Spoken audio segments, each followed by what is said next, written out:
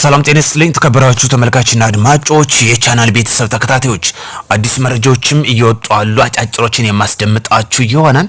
ህወሓት እንዳሰበው ሳይቀናው ቀርቷን። በዚህም እንግዲህ አፍሪካ ህብረት ያቀረበለትን ለንግግር ለድርድር ፈቃደኛ ነኝ ብሏን በአጭር ጊዜ ማለት ነው በእነሱ 4 ቀን ውስጥ በጀመረው ከፍተኛ ኪሳራ አስተናግዷል። በተለይ ቆላ ተንቢያ የሚገኘው የህወሓት የጦር መሳሪያ ወይም ዲፖ ሙሉ በሙሉ ወደ አመድነት ተቀይሯል። ልዩ ሚሽን 369 ሚሊ መጣሪያ ስም የተሰጠው የአየር ኃይል ኦፕሬሽን በቆላ ተንቢን ተብሎ በሚታወቀው ዋና ዲፖ በተሳካ የአየር ድብደባ ውስጥ ለአመታት ያከማቸውን የጦር መሳሪያ ወደ አመድነት መቀየሩ ተሰምቷል። በዚህም የሚገኘው አመራሮችም አብረው ተሸኝቷል ማለት ነው። ይህ ልዩ ከሚያደርገው በአየር ኃይልም በተወሰደው እርምጃ ሙሉ በሙሉ መውደሙ ነው። በተለይ በጀት አየር ተዋጊዎች ማለት ነው፣ በድሮን ሳይሆን ይሄ የተወሰደበት በተለይ ቀለበት ውስጥ ገብቶ የቆየ ነው። ይሄ ቦታ በመንግስት እንግዲህ ጥናት በማድረግ ቀለበት ውስጥ አስገብቶት የቆየ ነው። ነገር ግን ህወሓት እስክተለኩሸው ድረስ በትግስት እየጠበቀ ነበር። 3 ቀን 4 ቀን ሳይሞላው ህወሓት በጀመረችው ትንኳሳ አማካይነት ዋና የጦር ካምፕ ወይም ዲፖ ተብሎ የሚታወቀውን አንድ ቆላ ተንቢያ የሚገኘውን ሙሉ በሙሉ አውድሞታን። እንዲሁም ከኤርትራ የገቡ የጦር መሳሪያዎችን በማጓጓዝ ላይ እያለ ቀጥታ በድሮም እርምጃ ተወስዶበታል። ይህን የተመለከተ ህወሓት ለድርድር የአፍሪካ ህብረት ያቀረበለትን በሙሉ ፈቃደኝነት መቀበሉ አስገድዶታል። ህወሓት እንዳሰበው አልቀነውም። በተለይ ጸምዶ በማድረግ ኃይሉን በማጠናከር እንዳሰበው መንገዱ የሰመረ የሚሆን መስሎት ነበር። ነገር ግን መንግስት ጥናት በማድረግ ከወዲሁ ነው ሐሳቡን ወይም የህወሓትን እንቅስቃሴ እየቀጨው ይገኛል። በተለይ ልዩ ከሚያደርገው ደግሞ የትግራይ ነጻ መሬት አውጪ እንዳሰበው እንዳይራመድ አድርገውታል። በዚህም በተለይ በኮሎኔል ንጉሴ የሚመራው የግንባር የሁለት ትግራይ ነጻ መሬት አውጪ ተወይምታው የተለያዩ አካባቢዎችን እየተቆጣጠረ ወደ መቀሌ ያቀና መሆኑ የህወሓትን እንቅስቃሴ ከጅጉ እየቀጨው ይገኛል። ለዚህ ደግሞ የህወሓት ሊቀመንበር ደብረጽዮን ገብረ ሚካኤል በሰጡት ምላሽ በአፍሪካ ህብረት የሰጠው መግለጫ ተቀባይነት ያለው መሆኑና ህወሓት ለውይይትና ለመግባባት ዝግጁ መሆኑን ገልጸዋል። ህወሓት ሁልጊዜ ለሰላምና ለመረጋጋት ያለውን ቁርጠኝነትና በእውነተኛ ሁሉን አቀፍሽቱ ለመሳተፍ ዝግጁ መሆኑን መግለጫ ሰጥቷል። እጅግ የሚገርም ሁኔታ ነው። ሳይፈልግ ተገዶ ወደ ድርድር እንዲገባ እያደረገው ይገኛል። በአፍሪካ ህብረት ሊቀመንበር እንግዲህ መሐመድ አሊ በሰጡት መግለጫ መሰረት የአፍሪካ ህብረት ያቀረበለትን በሙሉ ልብ እንደሚቀበል ህወሓት በመግለጫው አክሎ ገልጿል ማለት ነው። ስለዚህ ይሄ የሆነበት አንደኛ የዲፖ ዋና የሚባሉት እርምጃ መወሰዱ፣ ሲቀጥል ደግሞ የትግራይ ነጻ መሬት አውጪዎች የህወሓትን እንቅስቃሴ በመግታት ወደፊት መገስገሳቸው፣ እነዚህ ጉዳዮች ህወሓት ያሰበው እንቅስቃሴ ወይም የኃይል አማራጭ ሳይሳካለት እንደቀረ የሚያመላክት ነው።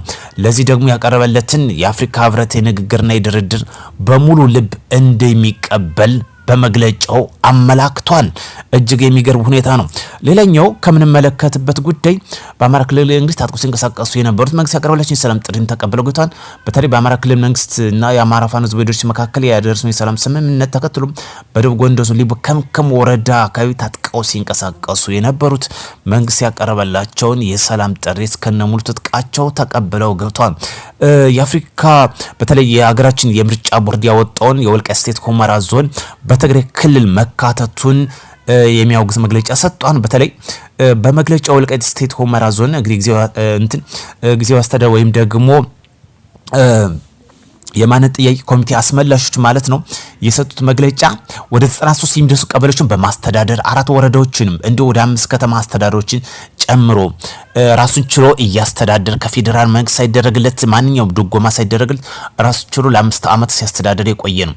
ይህ ደግሞ በአማራነት ማንነታችን እንሁን ብለን እንጂ የህወሓት ቀንበር ወይም ደግሞ የናዚ ግዛት ውስጥ እንሆን አለን በሚል እንግዲህ መግለጫቸውን አክለው ገልጸዋል። የወልቃይት ስቴት ሁመራ ዞን ህዝብ አማራ ማንነት እንጂ የአማራ እንሆን አላልንም በሚል መሪ ቃል በተደጋጋሚ ጽፈን በተለያየ መንገድ ማሰማቱ በአደባባይ ሚስጥር ነው። ስለሆነም ከ2018 ግንቦት 20 2018 ዓመት የሚደረገው አማራ አገራዊ ምርጫ በሰላም እንዲጠናቀቅ በየበኩላችን ድርሻ ለመወጣት ዝግጁ ነን እያለ ይገልጻል። የወልቃይት ጠገዴ ሰቲት ሁመራ ዞን ባለፉት 5 ዓመታት በአማራ ክልል አስተዳደር ስር ሆኖ መቆየቱ ይታወሳል። የኢትዮጵያ ብሔራዊ ምርጫ ቦርድ በትግራይ ክልል ምዕራብ ትግራይ ምርጫ ክልል ስር አድርጎ መመደቡ ተገቢነት የሌለው ቦርዱ ይህን ነባሪ ሁኔታ በመገንዘብ ማስተካከያ እርምጃ እንዲወስድ እናሳስባለን እያለ መግለጫ አወጣም ማለት ነው።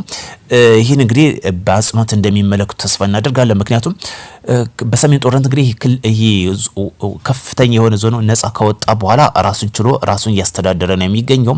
ከትግራይ ክልልም ከአማራም ከፌዴራልም ድጎማ ሳይደረግለት ማለት ነው በራሱ እያስተዳደረ የሚገኝ ነው። ነገር ግን በምርጫ ቦርድ ባወጣው በትግራይ ክልል እንዲሆን የሚያደርገው ይህ በአጽንኦት እንዲዳሰስለት እንግዲህ በመግለጫው አካቷም ማለት ነው። ሌላኛው እንግዲህ የብሔራዊ ጥቅም ዋነኛ ምክንያት እያደረጉ ከሚንቀሳቀሱ አየላ ሀገሮች በተለይ አሜሪካ ወደ መካከለኛው ምስራቅ ወታደራዊ ኃይሏን እያጠነከረች እንደሚገኝ መረጃው እየወጣ ይገኛል። በተለይ የአሜሪካ የትራንስፖርት እዝ ቢያንስ 5 ግዙፍ የቦይንግ 747 የጭነት አውሮፕላኖች ከአሜሪካ ወደ አውሮፓና ወደ መካከለኛው ምስራቅ እያጓጓዙ መሆኑ ተገልጿል። ይህ እርምጃ የአሜሪካ በመካከለኛው ምስራቅ ያላትን ወታደራዊ አቅም ለማጠናከር የምታደርገው ጥረት አካል መሆኑ ነው ተብሏል። የአሜሪካ በተለይ አውሮፕላኖቹ ከአሜሪካ አየር ኃይል ከባህር ኃይልና ከማሪን ኮርፕስ የጦር ሰፈሮች የተነሱ መሆናቸው ተገልጿል። በክልሉ እየጨመረ ከመጣው ውጥረት በተለይ የእስራኤልና የኢራን ጋር በተለያዩ የተያያዙ ወታደራዊ ቁሳቁሶችን ኃይል ለማጓዝ የታለመ መሆኑን ተገልጿል። በተለይ ለእስራኤል ወደ 8.6 የሚደርስ ቢሊዮን ዶላር የሚያወጣ የጦር መሳሪያዎች እንግዲህ ትራምፕ መፈረሙ ይታወሳል። በተለይ እነዚህ ደግሞ ሌላኛ ኃይል ማመላለሳቸው እጅግ ውጥረቱ ወደ ለየለት ያየለ መምጣቱን የሚያመላክት ነው። በተለይ በአሜሪካና በኢራን የገባው ውዝግብ ይሄ ከፍተኛ መሆኑን ያመላክታል። የምስራቅ ዓለም ከፍተኛ ውጥረት ከሚጋብዘው አንዱ የአሜሪካ ጣልቃ ገብነትና የጦር መሳሪያ ሽያጭ ነው። አሁን ሁለተኛ ውጥረት ውስጥ መግባቱን የሚያመላክተው ይህ ጉዳይ ነው። በተለይ አሜሪካ የምታደርገው የጦር ድጋፍ ለመካከለኛው ምስራቅ ነው በተለይ በከፍተኛ ሁኔታ እንዲጨምር ከሚያደርገው። ውድ ቻናል ቤተሰብ ተከታታዮች ሰላም ለሀገራችንም ለሀገራችን ያድርግልን። በሌላ መረጃ እስክንመለስ ላይክ፣ ሼር፣ ሰብስክራይብ ማድረግ እንዳይረሳ። ሁሉም የዓለም ሩጫ ከብሔራዊ ጥቅማቸው አንጻር ነው። እኛም ሰላማችን በማስቀደም ብሔራዊ ጥቅማችን ለማስከበር